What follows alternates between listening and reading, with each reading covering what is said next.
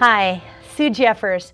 Welcome to our latest edition of Meet the Candidates. Only today, we're not talking about a candidate. We're talking about issues, because it's wonderful to have all kinds of fantastic candidates, but if we don't have honest elections in the state of Minnesota, what does it matter? So joining me today, Dan-McGrath, my good friend, Dan-McGrath, we go back years, and I am so pleased with all the great work you guys have done at Minnesota Majority. Welcome to the show. Thank you. Thanks for having me on. Oh, Dan-McGrath, we do. We go way back. We've worked on a lot of different things together. Why don't you start out telling us a little bit about Minnesota Majority and what they do, and then we'll get into the latest election integrity project that you've been working on. Okay, well, anybody that's observing that isn't really familiar with our organization would probably assume we're some kind of voter rights group or election watchdog group. Really not our purpose. It's something that we fell into by accident. We're primarily a legislative watchdog group. We keep an eye on what the legislature is doing, report back to our members on the issues that we think that will be important to them, and then provide tools to make it easy for people to get involved, take action, weigh in on the issues, and influence the legislative process. So we stumbled into election integrity research by accident. We were just doing survey calls with the Secretary of State's voter registration list back in the summer of 2008. And our volunteers who were making the calls were noticing a lot of strange things and reporting it back to us. Hey, this guy is 108 years old. Can you believe that? And we're like, well, that's interesting. But then when we started coming up with dozens of them that were like that, we started asking some questions. And duplicate voter registrations that were coming across in the file. Sometimes they would call and the person would say, well, I'm sorry, that person passed away. Well, they're still on the voter rolls. They're not supposed to be if they're deceased. So we reported these problems to the Secretary of State before the 2008 election and asked him to look into it. Well, his response was to pull together a press conference and just assure everyone. He circled the wagons, brought in all of his favorite county auditors and election officials to stand behind him. And they just said, Minnesota's a nation leader in clean, transparent elections. There's nothing to see here. No problems, don't worry about it. Move on. And I want to point out again, this was before the 2008 election. Before the 2008 election. Okay, so Mark Ritchie and the Secretary of State office circle their wagons and they say, nothing to see, move along. But you still felt there were concerns about the integrity of Minnesota elections. Well, yeah, we believed that we had found something that indicated a serious problem with the voter registration system. We did not see Secretary Ritchie taking any action to correct it. And at the same time, Fox 9 News had done the story about felons becoming registered to vote. Ritchie seemed to be unaware of that. He claimed to not know that he was receiving DPS data, Department of Public Safety data, on non-citizens every month since he was elected. Almost 2 years later, he finally found out, oh, I was supposed to use that to check the voter rolls. So we just didn't believe that he was doing what needed to be done. So after the election, we took the whole results files apart and did a really in-depth analysis of what actually happened in 2008 as best we could, because the system is such a mess. It's murky and tangled, and it's hard to untangle it all and decipher what happened. But what we did find is that definitely some election fraud occurred in 2008. It went undetected. Unprosecuted until we issued a report on it and kind of forced the issue. So this report that you issued, what were the findings of the report? Well, we found that ineligible felons had not been properly flagged for challenge at the polls, and as a consequence were allowed to cast votes and influence the way the 2008 election turned out.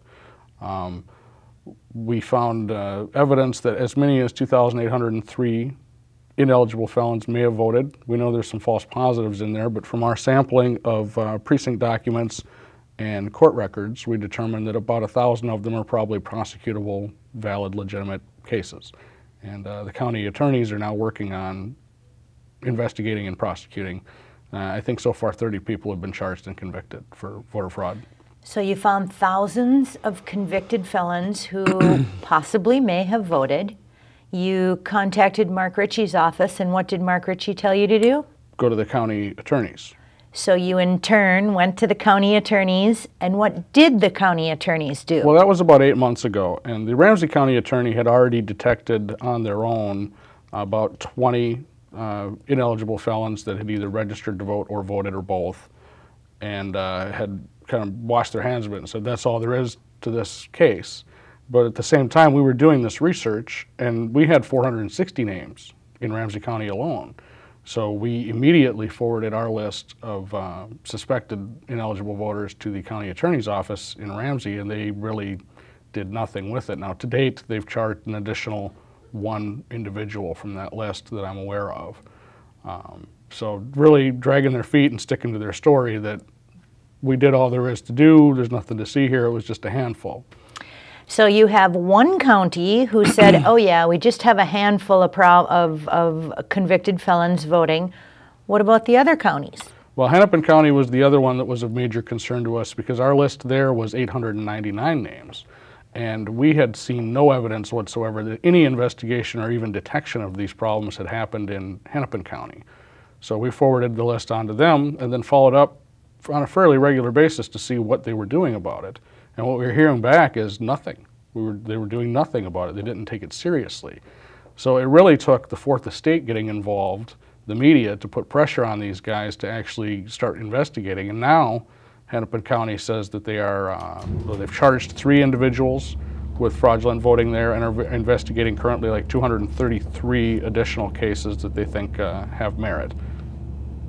Okay, so now we've covered 2 counties in the state of Minnesota. What about all the rest of them? Well, all the rest of them, we didn't make our focus on the rest of the state because, like I said, the majority of the problems we found were in Hennepin and Ramsey, so that was priority for us, and we did most of our research there. We had a list that was statewide, but it hadn't been at all vetted, with the exception of Hennepin and Ramsey County, by our organization.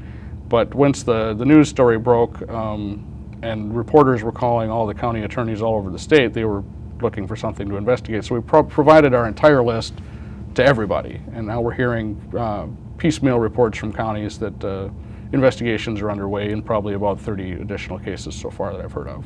Because before you exposed the fraud for what it is, all you kept hearing over and over again was, there's no problem, no problem.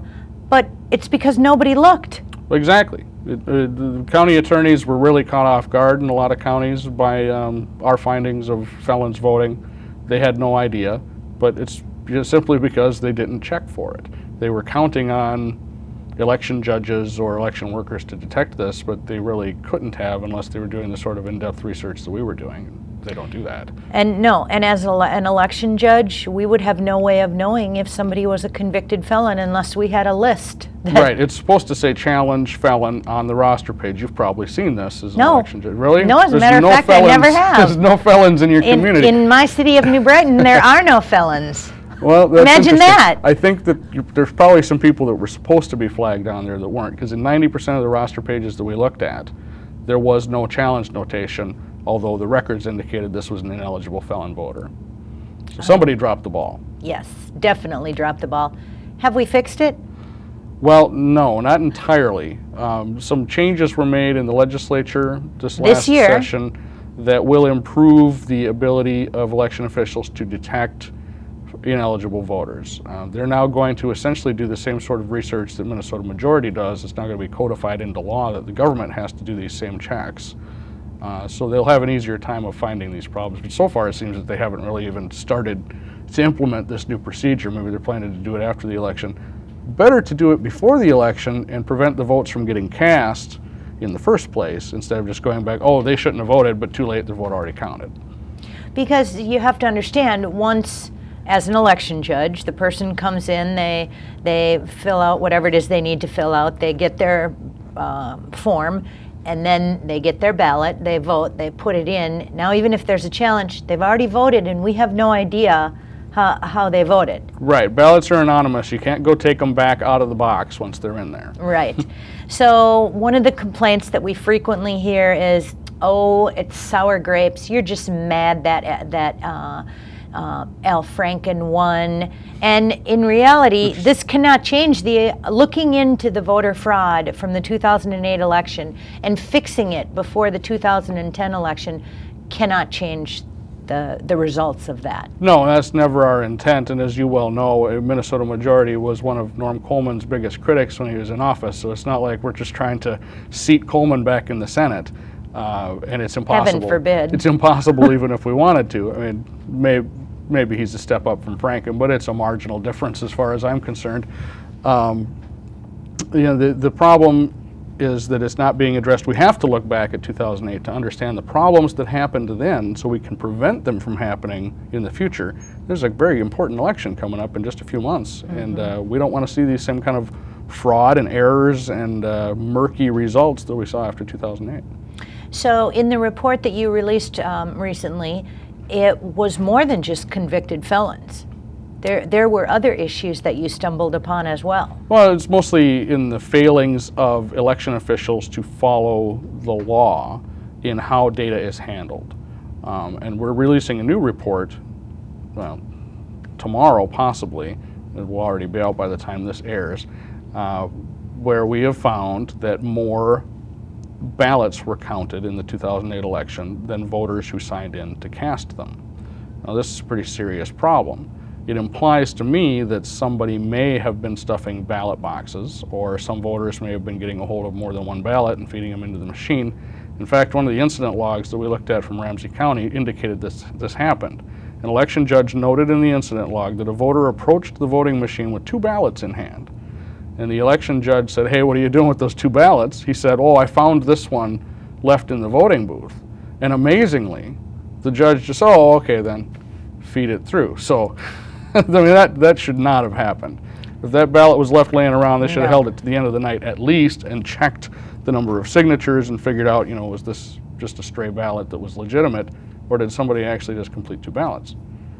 But the result of our report is that in 5 Ramsey County precincts that we've examined, there were more ballots than voters who signed in by 68. Now, if you extrapolate that, we've only looked at these 5.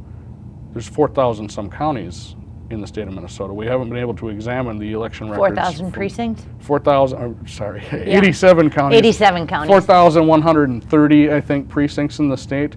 And the statewide voter registration system would indicate that there were 25,000 extra ballots cast in the election where they can't account for that many voters. Looking at the precinct documents, we can see that this is a problem that happened on election night. It's not a data handling error. It's not nuances in the statewide voter registration system like some have suggested. It appears to be a problem of fraud and or errors at the precinct level on election night. And there's a method in our law that's supposed to compensate for this. So if you've got excess ballots in the box, election judges are supposed to randomly withdraw them until they come into balance with the number of signatures. So at the end of the night, everything ties out. That didn't happen. Wow. That's absolutely amazing. 25,000 votes. 25,000 more ballots than election records can document voters who participated. And as an election judge, I can think of several ways that it could happen with little lapses here and there. I agree part of it would be error. Somebody just made a mistake. Sure, if it's off by 1 or 2 in a precinct, right, that's understandable, human error, somebody miscounted something. When you've got precincts where they're off by 40, that's... and statewide 25,000, that's more than just simple errors. A very easy way is, as an election judge, we get boxes of ballots. Each box is divided into packets of 50, and frequently we open these packets of 50 because they have to be signed by a judge from 2 different parties, and there aren't 50 in each packet. So that's a problem right there, because they're packaged by weight, not by count. So one of the new steps that is in place for this upcoming election is that we have to count what's inside every single package and note how many each package is numbered, and then we note it. So there are some strides being made. Well, that's only with packages that have actually been opened, right? If they're unopened, you're just going to assume that they're 50 because it doesn't really matter. Correct, it doesn't really matter. But it used to be that when we opened the box of ballots, the individual packets were numbered, but they weren't in numerical order. Oops.